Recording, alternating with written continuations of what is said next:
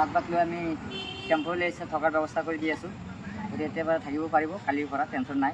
আজি ৰাতিপুৱা আৰম্ভ কৰিছিলোঁ, তেওঁলোকৰ কথা দিছিলোঁ, আজি এইটোৱে ক্লিয়াৰ কৰি দিলোঁ। ৰাতিপুৱাতো লগা নাই, একচুৱেলি গধূলিতে লাগিছিলোঁ, কোনো অসুবিধা নাই, একদম আমি ক্লিয়াৰ কৰি দিলোঁ। আপুনিতো ঘৰটো এতিয়া থাকিব পাৰিব, আপোনাৰ ঘৰটো কেনেকুৱা লাগিছে? ভাল লাগিছে, বহুত ভাগৰ লাগিছে, কাম কৰি আছোঁ। এতিয়া আজি সম্পন্ন হ'ব। এইটো ইফালে কৰিলোঁ পুৱাতে, আজি ইয়াতে গধূলি ভাগত এইফালে কৰি আছোঁ।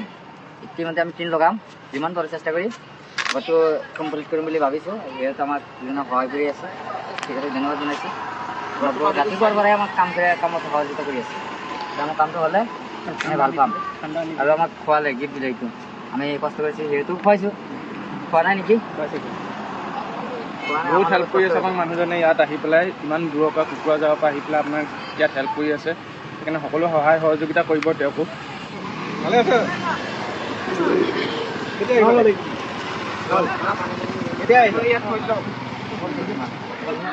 বহুত এনেকৈ বনাই আহি আছে।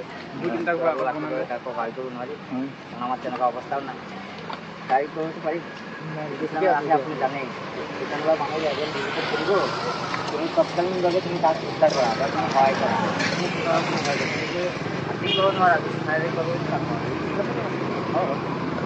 সহায় কৰিব লাগিব। আহিলি না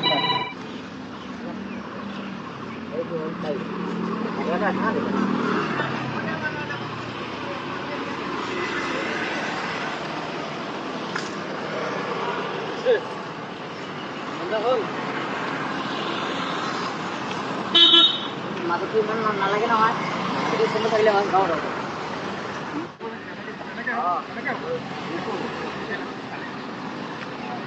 কি কৰে নুজুৰ? এইটো ঘৰ বনাই আছো, শিৱসাগৰ ঘৰ বনাই আছো। আকৌ ঘৰ বনোৱাৰ কথা আছিল আমাৰ চকুৰ তাত, হাতে কামি লাগি আছো।